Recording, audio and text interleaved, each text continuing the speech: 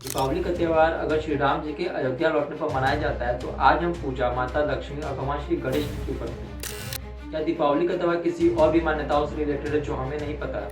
अगर दीपावली दियों का त्यौहार है तो आज हम पटाखे क्यों जलाते हैं। दीपावली अगर हिंदुओं का त्यौहार है जो कि भगवान श्री राम के 14 वर्षों बाद अयोध्या लौटने पर मनाया जाता है जो कि भारत में है, कि दुनिया के बाकी हिस्सों जैसे श्रीलंका, सिंगापुर, यूएसए और भी जगहों तक कैसे पहुँचता है। दिवाली का मतलब क्या है, तो आइए शुरू करते हैं। वीडियो में आगे बढ़े उससे पहले आपसे एक रिक्वेस्ट है कि आप वीडियो को पूरा देखिएगा और इस वीडियो के एंड में आप अपना पर्सपेक्टिव कमेंट कीजिएगा, क्योंकि सबके अपने अपने पर्सपेक्टिव होते हैं। तो मेरी स्टडी से जो मैंने समझा वो आपको मैं इस वीडियो में बताऊंगा। तो आइए आगे चलते हैं। दीपावली का त्यौहार भारत में मनाए जाने वाले सबसे बड़े और इम्पोर्टेंट त्योहारों में से एक है। तो सबसे पहले दीपावली वर्ड का मीनिंग समझना बहुत जरूरी है। दीपावली संस्कृत के दो शब्दों से मिलकर बना है, दीप प्लस आवली। दीप का मतलब होता है दिया और आवली का मतलब होता है लाइन लगाना।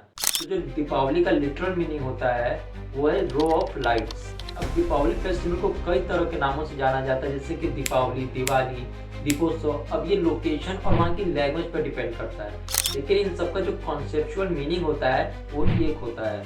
दीपावली को कई तरह की हिस्टोरिकल इवेंट्स और मिथोलॉजिकल स्टोरीज को मार्क करने के लिए अलग अलग धर्मों द्वारा अलग अलग तरीकों से, जैसे हिंदू, जैन और सिखों द्वारा मनाई जाती है।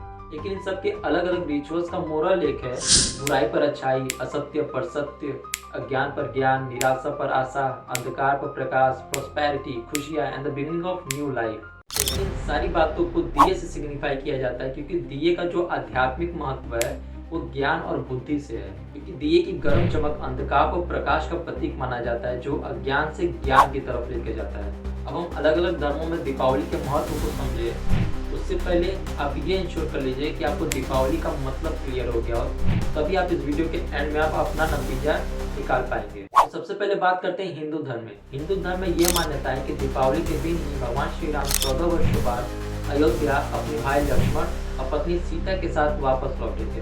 इस बात को लेकर कई लोग में मतभेद हो सकता है, क्योंकि कई लोग रामायण को सच मानते हैं तो कई लोग इसे सिर्फ एक मिथोलॉजिकल स्टोरी।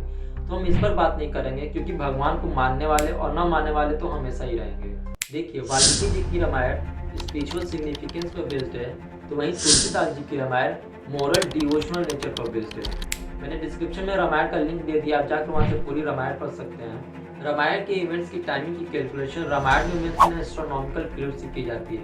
इसमें planetary position, star position, celestial science, time period between events, seasonal difference से की जाती है। ये कंक्लूड किया जाता है कि जिस दिन भगवान श्री राम अयोध्या लौट कर आए थे उस दिन न्यू मून 9 अमावस्या था in the month of Kartik according to Hindu calendar और वैदिक टाइमलाइन। ध्यान दीजिएगा, मैंने यहाँ हिंदू कैलेंडर बोला है क्योंकि आज हम जो फॉलो करते हैं वो ग्रेगोरियन कैलेंडर है। अब कई लोग दीपावली की डेट को लेकर भी क्वेश्चन करते हैं कि दीपावली कभी बाद में पड़ती है, कभी पहले ही पड़ जाती है। तो इसका यही आंसर है कि दीपावली की डेट की कैलकुलेशन लूनार कैलेंडर से निकाली जाती है, जिसमें हमेशा एक ही डेट आती है। लेकिन जब इस डेट को ग्रेगोरियन कैलेंडर में फिट किया जाता है तो वही कभी पहले कभी बाद में पड़ती है। यहाँ मैं आपको बता दूं कि ओरिजिनल सोर्स के टाइम टू टाइम इतने सारे ट्रांसलेशन हुए हैं अलग अलग रीजन में, अलग अलग लैंग्वेज में, कि ओरिजिनल सोर्स तक पहुँचना बहुत मुश्किल हो गया है। इसलिए अगर आपको बेटर क्वालिटी इन्फॉर्मेशन चाहिए तो आपको खुद ही पढ़ना पड़ेगा, तभी आपको क्लैरिटी मिलेगी। अब अगर हम बात करें दीपावली के दिन की पूजन की, तो उस दिन भगवान राम और माता सीता की जगह माता लक्ष्मी और भगवान श्री गणेश की पूजा होती है। लॉजिकली देखा जाए तो उस दिन तो भगवान श्री राम और माता सीता अयोध्या से वापस लौट कर आए तो पूजा उनकी होनी चाहिए। लेकिन हिंदू धर्म में भगवान श्री राम को भगवान विष्णु का अवतार माना गया है और माता सीता को माता लक्ष्मी का। तो अगर हम उनके मानवीय रूप की पूजा करें तो लॉजिकली तो भगवान श्री राम और माता सीता की पूजा होनी चाहिए। लेकिन अगर हम उनके मूल रूप की पूजा करें तो भगवान विष्णु और माता लक्ष्मी की पूजा होती है, और भगवान विष्णु की तो पूजा होती नहीं है। अब इसका क्या रीज़न है? देखिए, हिंदू धर्म ग्रंथों के अनुसार सावन माह के पहले पड़ने वाली एकादशी, जिसे देव शनि भी बोलते हैं, उसमें भगवान विष्णु 4 महीने के लिए निद्रावस्था में चले जाते हैं। फिर 4 महीने बाद कार्तिक माह में अमावस्या के बाद पड़ने वाली एकादशी, जिसे देव उठनी बोलते हैं, उसमें भगवान विष्णु जगते हैं। हिंदू धर्म शास्त्रों के अनुसार भगवान विष्णु के उठने से पहले माता लक्ष्मी की पूजा करना शुभ माना जाता है।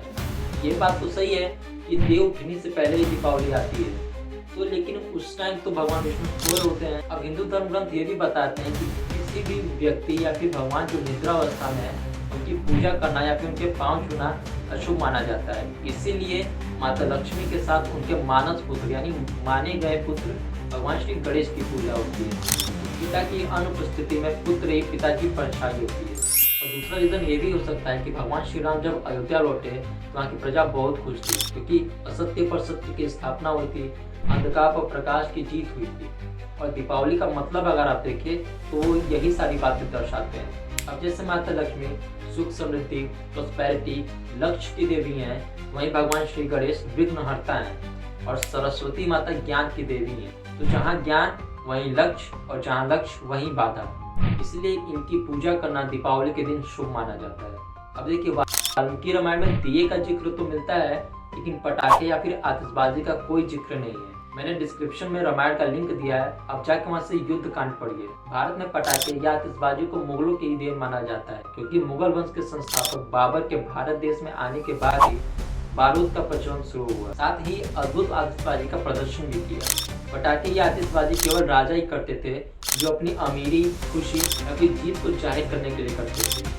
19वीं शताब्दी में ही कलकत्ता में आतिशबाजी का पहला कारखाना लगाया गया। फिर समय के साथ पटाखे की मैन्युफैक्चरिंग और मार्केटिंग में भी ग्रोथ आई और जन लोगों तक पटाखे पहुंचने लगे। इन लोगों ने भी अपनी खुशियों और त्योहारों को जाहिर करने के लिए राजा को देखकर पटाखे चलाने शुरू किए। तो हो सकता है कि वहीं से ये सिस्टम चला आता हो। इसका डिटेल एक्सप्लेनेशन मैंने लिंक में दिया, जाकर वहाँ से पढ़ सकते हैं। तो अगर आप दीपावली का मतलब समझ गए होंगे तो आप ये जान गए होंगे कि भारतीय संस्कृति में कभी भी अपनी खुशियाँ और फेस्टिवल को जाहिर करने के लिए पटाखे या फिर आतिशबाजी का जिक्र नहीं होता है, क्योंकि सनातन धर्म का मतलब होता है शाश्वत, सदा बना रहने वाला। अब फिर वो चाहे नेचर हो या फिर ह्यूमैनिटी। अब हम दूसरे धर्म की बात करते हैं, सिख धर्म में। सिख धर्म में दीपावली की मान्यता यह है कि इसी दिन अमृतसर में 1577 में स्वर्ण मंदिर का शिलान्यास हुआ था और इसके अलावा 1619 में दीपावली के दिन सिखों के छठे गुरु हरगोविंद सिंह जी को जेल से रिहा किया गया था। अगर हम जैन धर्म की बात करें तो ये माना जाता है कि 24वें तीर्थंकर महावीर स्वामी को इस दिन मोक्ष की प्राप्ति हुई थी और इसी दिन उनके प्रथम शिष्य गौतम गढ़धर को केवल ज्ञान प्राप्त हुआ था। अगर हम बौद्ध धर्म की बात करें तो ये माना जाता है कि इसी दिन गौतम बुद्ध ज्ञान प्राप्त करके अपने घर कपिलवस्तु वापस लौटे थे, जिसमें बुद्ध के समर्थकों ने लाखों दीपक जला के उनका स्वागत किया था। और ये भी माना जाता है कि अशोक सम्राट द्वारा देश में बौद्ध धर्म को स्थापित करने के बाद बुद्ध वचनों के प्रतीक के रूप में 84,000 विहार और स्तूपों की स्थापना की। और इन सभी का निर्माण पूरा हो जाने के बाद कार्तिक अमावस्या को एक भव्य उद्घाटन का आयोजन किया गया, जिसमें लाखों दीपक जलाकर इस त्योहार को मनाया गया।